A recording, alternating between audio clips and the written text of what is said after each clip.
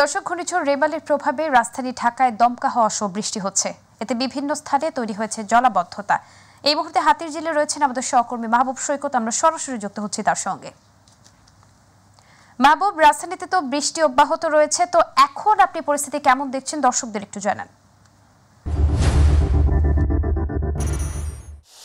ধন্যবাদ নুসরাত। আসলে ঘূর্ণিঝড় রিমেলের প্রভাব কিন্তু গতকালকে রাত থেকেই আসলে পড়া রাজধানীতে শুরু করেছে। সবকিছু মিলে এখনকার যে পরিস্থিতি, সারাদিনের খবরে কিন্তু আমরা সেগুলো তুলে ধরেছিলাম। এখনকার যে পরিস্থিতি তা হচ্ছে বিভিন্ন সড়কে কিন্তু জলাবদ্ধতা তৈরি হয়েছে। সেই জলাবদ্ধতায় যে সমস্যাটা হয়েছে তা হচ্ছে যে একদম দুপুরের পর থেকেই, বিশেষ করে বিকেল এবং সন্ধ্যা নাগাদ কিন্তু সেই জলাবদ্ধতায় রাজধানীতে সিএনজি চালিত যে সকল যানবাহন আছে, সিএনজি সেইগুলো কিন্তু অনেকই বন্ধ হয়ে যাচ্ছে সেই পানির মধ্যে, এবং যে কারণে এখন পর্যন্ত কিন্তু অনেক সড়কেই কিন্তু তীব্র যানজট তৈরি হয়েছে।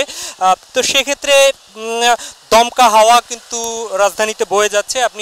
আমি যেখানটায় দাঁড়িয়েছি সেখানে নিশ্চয়ই আপনি দেখতে পাচ্ছেন যে বৃষ্টি হচ্ছে, খুব তীব্র নয়, তবে বৃষ্টি হচ্ছে। সেই বৃষ্টির মধ্যে যানবাহন চলাচল করছে।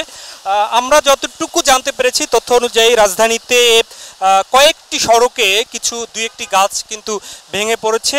উত্তরায় একটি গাড়ির উপরে গাছ ভেঙে পড়েছিল এবং সেখানে হতাহতের খবর আমরা কিন্তু পাইনি, নিরাপদই আছে আমরা যতটা জেনেছি।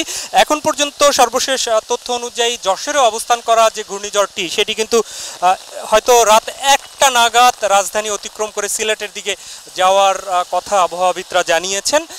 আমরা রাজধানীর দুর্ভোগের যদি চিত্র বলি, তো নিঃসন্দেহে যারা একটু পানি জমে যে সকল এলাকায়, সে সকল এলাকায় বিশেষ করে যারা মানে রাস্তার পাশে একদম খেটে খাওয়া মানুষ, বিশেষ একদম যারা পথে বসবাস করে, তাদের দুর্ভোগের কিন্তু শেষ নেই।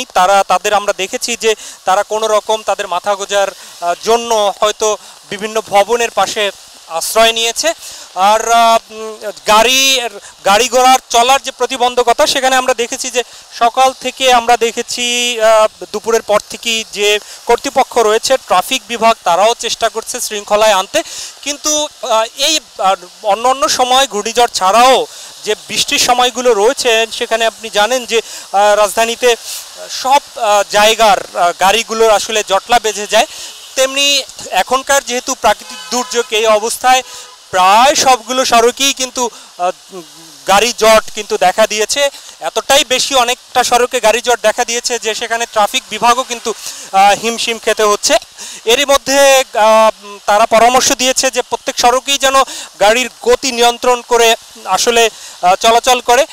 আমরা আজকে যতটা জেনেছি যে সরকারিভাবে রাজধানীতে বা ঢাকাতে স্কুল কলেজ বন্ধ না হলেও বেসরকারি কিছু প্রতিষ্ঠান কিন্তু তাদের নিজেদের তত্ত্বাবধানে আজকে তাদের ক্লাস বন্ধ রেখেছে। আগামীকালকে এরকম কয়েকটি শিক্ষা প্রতিষ্ঠান বেসরকারি তাদের বন্ধ রাখার কথা আমরা জেনেছি, কিন্তু সরকারিভাবে বন্ধের কোনো ব্যবস্থা করা হয়নি।